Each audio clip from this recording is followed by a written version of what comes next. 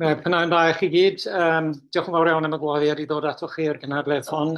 Gobeithio bydd yr hyn sydd gen i weid o ddiddordeb i chi. This photograph has nothing to do with my paper today, and yet it has everything to do with it. It shows a group of soldiers. They're common soldiers. They're not officers, with their wives at Tirumalagiry, which is in Secunderabad, in 1933. The little boy on the right is my father, with my grandmother, very elegant, but already dying behind him. In the other photograph are my two aunts with an unnamed Aya. My father grew up in central India. I was born just a few months after Indian independence and partition, and colonialism has been central to my consciousness all my life. India in the imagination and Wales in practice. So this is personal.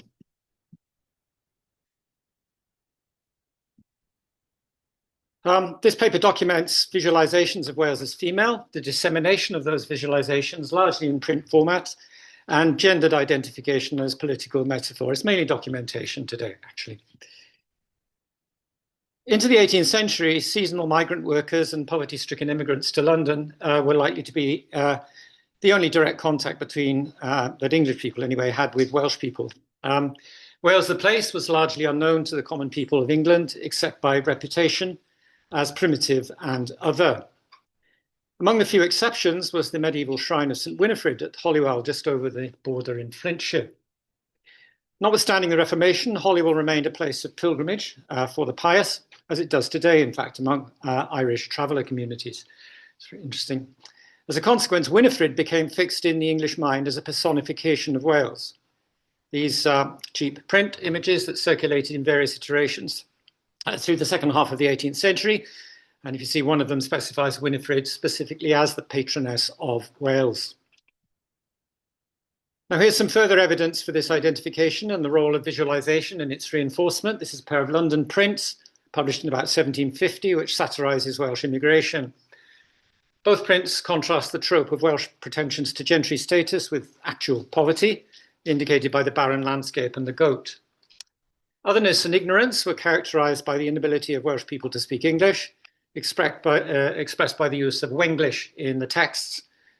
The generic Winifred is rendered by the colonial tin ear as Unifred, just as Tirumalagiry became Trimulgeri, and remains so indeed into my time. Here's a contemporary text to provide you with some context for these images. It's taken from the English writer John Torbuck's A Collection of Welsh Travels, published in London in 1742, so that's about 7 or 8 years before these prints emerged. He says this: "We have been informed that they," that's us, the Welsh, "were dug from a quarry and that they dwell in a stony land. So that if we compare this kingdom to a man, as some do Italy to a man's leg, they inhabit the very testicles of the nation. And I pray, what are those but the vilest of creatures that breed as well in the privities of the greater British world as those that are hatched in the pudenda of the lesser? But whether Welshmen are the aborigines of their country, as crab lice are the autochtones of theirs, and proceed only like them from the excrements of their soil, we shall not here dispute." Now that text needs little explication probably, except to point out the early use of mapping. That's something we'll come back to later. And of course the reference to female genitalia. However, at almost exactly the same time as the female stereotype was being visualized in these prints, a conflicting complication arose, with the rendering into English of an obscure myth known only from a single manuscript source, and its transformation at the hands of the poet Thomas Gray into one of the most influential poems of the 18th and 19th centuries, written in the English language. That's the Bard, of course, Gray's proto-romantic poem of 1757. "On a rock whose haughty brow frowns o'er Conway's foaming flood, robed in the sable garb of woe, with haggard eyes the poet stood. Loose his beard and hoary hair streamed like a meteor to the troubled air, and with the master's hand and prophet's fire struck the deep sorrows of his lyre." Now, Gray's poem fixed in the public mind in England and among English-speaking Welsh intellectuals, that's very important, a faux historical narrative. When Edward I conquered Wales in 1282, among his last acts was the slaughter of all the bards, since it was they who, in their narrative poetry, enshrined the notion of Welsh history and national identity. To annihilate the bards was to annihilate the memory of Welsh nationhood. But rather than submitting to Edward's army, the last bard chose suicide jumping off a cliff into Conwy's foaming flood. In a spiritual sense, therefore, Wales had not been annihilated, but rather elevated to a higher plane of existence. The national memory was perpetuated through an act of defiance, the long-term political implications of which would seem to be clear: the continued resistance of the Welsh nation to conquest and assimilation. Well, in fact, the implications were far from clear. Philippe de Loutherbourg's drawing on the left of the screen there visualized all that was contained in Gray's poem, but its appeal was always problematic when considering its role in the evolution of Welsh consciousness. Was the poem an assertion of spiritually undefeated Welsh nationhood, or an act of cultural appropriation by an English author? Did the iconic figure of the last bard represent national differentiation or national assimilation, hiding behind the calculated ambiguity of the terms Britain and British to describe both the historical notion of ancient Britain before the arrival of the Proto-English Saxons and the Normans, and as ciphers for the modern political notion of Imperial England? Through this conflation of conflicting ideas, notions of Welsh love of freedom, of resisting the invader, just as the ancient Britons had resisted the Romans, were brilliantly co-opted by the English into their own national myth, rebranded first as Great Britain and then, during the Napoleonic Wars, as the United Kingdom, when Ireland was absorbed into the construct. Edward Jones, Bard y Brenin, the most famous harper of his generation and author of the musical and poetical relics of the Welsh bards, published in 1784, to which the print of the de Loutherbourg on the right there was the frontispiece. Bard y Brenin was in no doubt. Remarkably and significantly, if we are to understand the Welsh intelligentsia's attitude to nationality well into the 19th century, he regarded the poem in itself as sufficient compensation for the loss of political identity to which the English conquest of 1282 would lead. This is what he says in his introduction to his book. The lamentable event, the conquest, the lamentable event has given birth to one of the noblest lyric compositions in the English language, a poem of such fire and beauty as to remove our regret of the occasion and to compensate for the loss. Now, Jones's remarkably disproportionate assertion becomes entirely comprehensible when we remember that his home was St. James's Palace in London and his employer was the Prince of Wales, later King George IV. Despite the availability of a narrative of resistance, the image of the bard was politically compromised. The image, while certainly remaining iconic, subtly shifted during and after the French wars of the late 18th century. All sight of the invading English army disappeared as it mutated in exchanges between high art, such as William Jones of Chester's interpretation here, exhibited at the RA in 1819, and kitsch, albeit rather classy kitsch, in the form of mugs from the Swansea, this very town, ceramics factory, or painted on ceramic plaques based on them.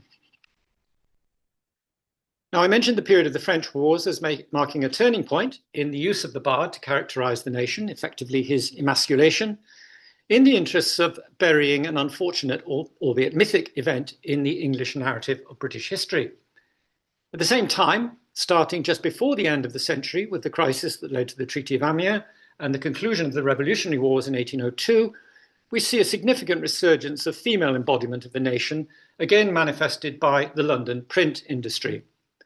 These propaganda prints were designed to image British unity, and from 1801, with the absorption of Ireland, the titular unity of the United Kingdom against the French. They were issued in various derivatives from 1798 in pairs of 2 images or as single images. Now, the contrast with Unifrid Jones of 50 years earlier is, of course, striking. The stinking male goat has become a rather charming lapdog, alongside other symbolic national identifiers. But of course, the national costume is still some 30 years distant. The popularity of these images is attested not only by their numerous iterations around the turn of the century, but by their translation by individual artists into other media. In 1804, for instance, some right there, Elizabeth Bryan transformed the print image into a needlepoint. Elizabeth's needlepoint is in fact of particular interest, since it is clear that she worked close by a lady called Mary Parry, who based her own needlepoint on the same print. Their context may have been domestic, they may just have been friends, or a young ladies' academy of the period. Sadly, one of these needlepoints is now in the United States, while the other is in Wales.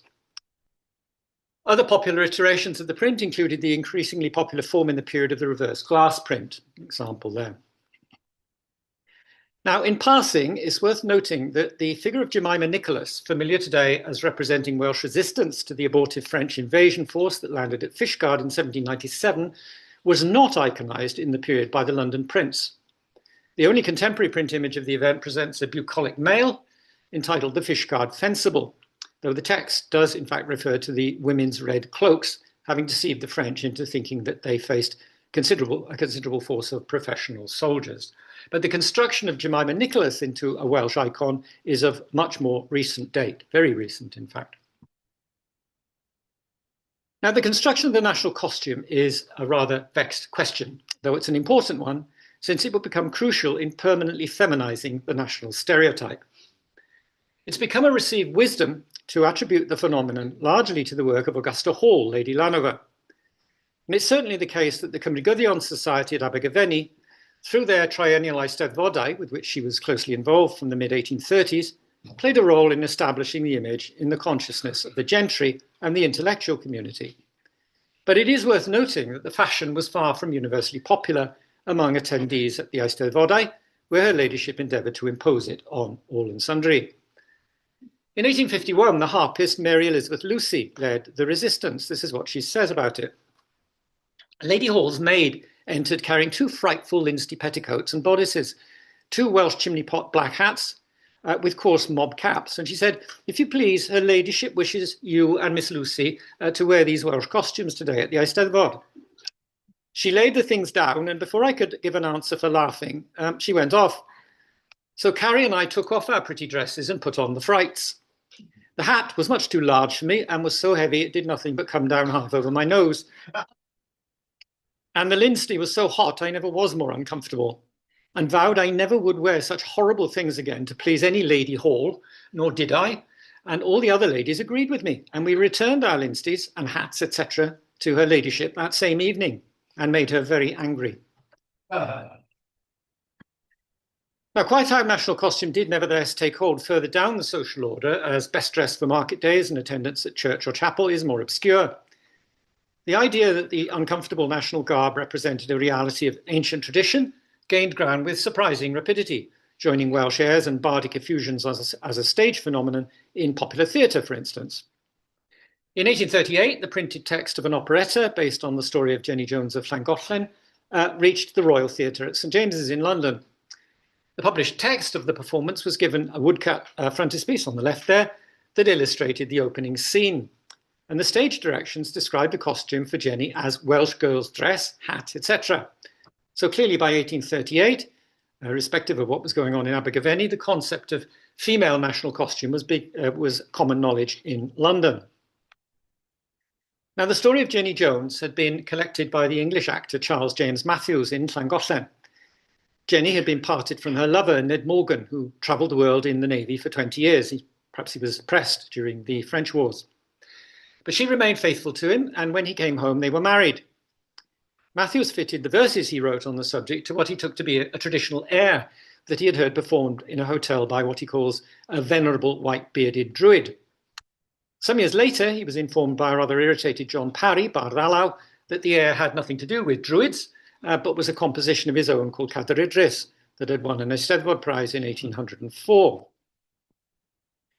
But the point is that the figure of Jenny Jones, who was, of course, of the common people, not the gentry, and the virtues of loyalty in particular, chastity and passive femininity with which she was invested in the story and its popular ballad manifestation, fed powerfully into the prevailing sense of Welsh identity, especially through its visualisation.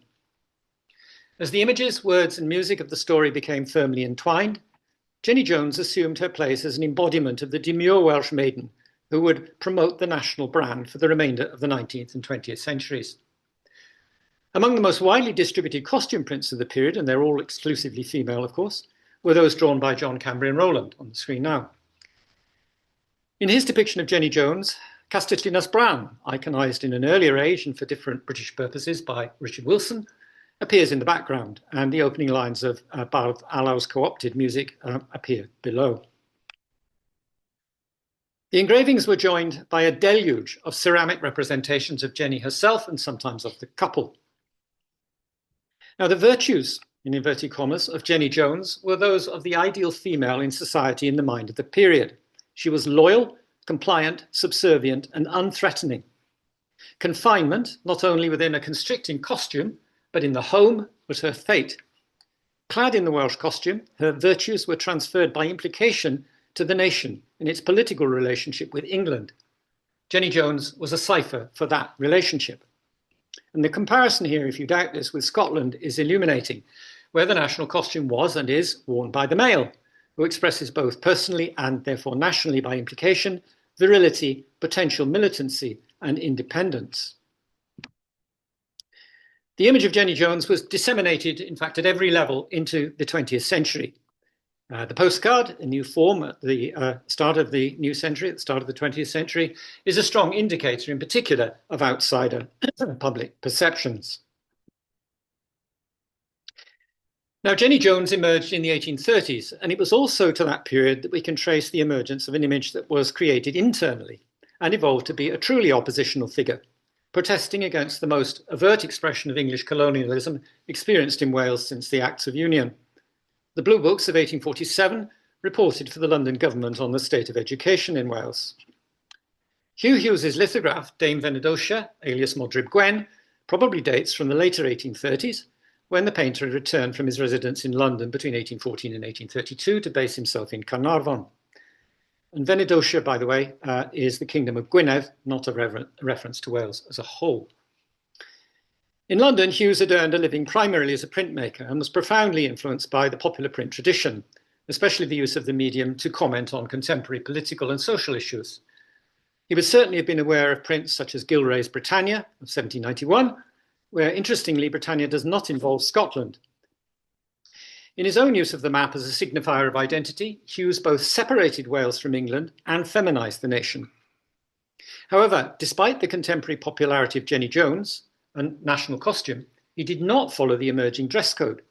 Hughes clothed Modryb Gwen in the everyday costume of the common people of her time. Because of their insinuation that the common people of Wales were both ignorant and immoral, and that the cause of that unfortunate state of affairs was the Welsh language, the 1847 Blue Books shocked and angered many among the Welsh intelligentsia. By nature a polemicist, Hughes published a series of bilingual lithographic satires attacking the report under the title Pictures for the Million of Wales. In this example, he celebrated the response of the writer Jane Williams, a Scafell, who had attacked the report in print, portraying her as Artigal, the Arthurian Knight of Justice, whipping the three commissioners. For the final print of the series, Hughes adapted his earlier image of Dame Venedotia. Here, Modryb Gwen pitches the three London commissioners into the sea. Less obvious is a second and specific reference to the reason why she does that. The border with England and the south of Pembrokeshire are both stained black, as you can see there, to represent the infiltration of the English language into Wales that Hughes experienced for himself and commented upon in his diaries on his journeys through the country between 1819 and 1821. And those of you who were upstairs earlier, I made reference to that in Paul Davis's image upstairs. Now, Hugh Hughes was a Calvinistic Methodist. He attributed the attitude of the commissioners to their support for the English state church and their deep hostility to nonconformity, which was, of course, dominant in Wales. Hughes had been present at the seminal 1811 association in Bala, where the Welsh Methodists transformed themselves from a sect within the Church of England to a non-conforming denomination. Like many of his contemporaries and those who came after him in the second half of the 19th century, Hughes believed that, contrary to the commissioners' view, the common people of Wales were in fact more pious than the English, and indeed that this piety, perhaps more than any other single characteristic, characterized the emerging nation and distinguished it from England. In the second half of the century, moral superiority was deployed by many Welsh intellectuals as a compensation for political subservience. And since it concerned matters eternal rather than temporal, it became the ultimate refuge for the politically timid. Piety became a fundamental trope of Welshness. And in 1908, in Sidney Kerner Vosper's picture Salem, it became closely bound up with, or indeed muddled up with, the gendered national costume. Despite the nationality of the painter and the means of distribution in print form as advertising material for Lord Leverhulme's Sunlight soap, Salem is an insider image by popular acclaim. I first described it back in the 1980s as the national icon. And you can see it hanging on the wall of a house in Aberystwyth on the right there in the 1920s, as it did on the walls of thousands of other homes throughout the nation. It was undoubtedly a case of self-identification. Now, this postcard is closely contemporary with Salem, incredibly different, but closely contemporary with it. That is, it was produced between the turn of the century and the Great War. But it is clearly an outsider perception, rooted in the mildly smutty English seaside tradition. But it is of particular significance, not only for its unequivocal feminization of the nation, but for its historical awareness of other Welsh tropes, particularly the mountains and the goat. Most notably, it exemplifies the ultimate resting place of de Lutherberg's potentially oppositional masculine last bard as a comic background to the victorious Blodwen.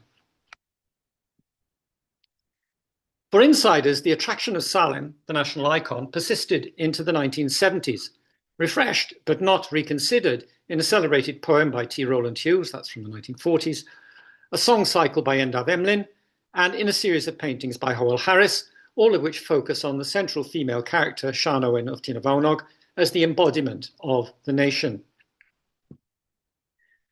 The stultifying passivity of this national image was not questioned until the 1980s, against the background of political assertiveness, both in the language and independence campaigns. The pamphlet on the left was issued by Cymdeithas Cyfamod y Cymru Rhydd, a group that called for an end to passive acceptance of the erosion of Welsh cultural and political identity and for direct action to reverse it. For those of you who don't read Welsh, the caption says, "Wake up, you bastards, Wales is dying." The second pamphlet deployed the image in a campaign against the multinational company Monsanto, who were tipping toxic industrial waste near Wrexham and at sites also in the south. Now, in discussing the role of the Abergavenniau Eisteddfodau of the 1830s and 40s, I focused on Lady Llanover's enthusiasm for national costume. In fact, there were two strands to her patriotic campaigning, the other being the revival of interest in the triple harp as the national musical instrument.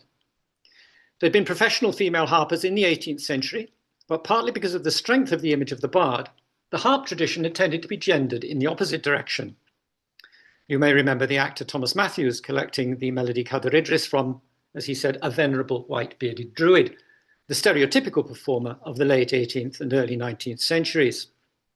However, one of the trends of the later 19th century was the increasing association between the harp and female performers, as the national costume and the national instrument seemed to be such natural partners. In 1891, the Scottish painter John Robertson Reid visited the Swansea National Eisteddfod. His painting of the scene, reproduced full page, it's quite large, it's big, in the London Graphic magazine, was accompanied by the following text. There are all sorts of competitors, but the competition that moved the people most is the national harp, especially when accompanied by the national costume, as in Mr. Reid's picture. A pretty young girl, he says, came onto the platform and in her Welsh dress played a Welsh air on a Welsh harp.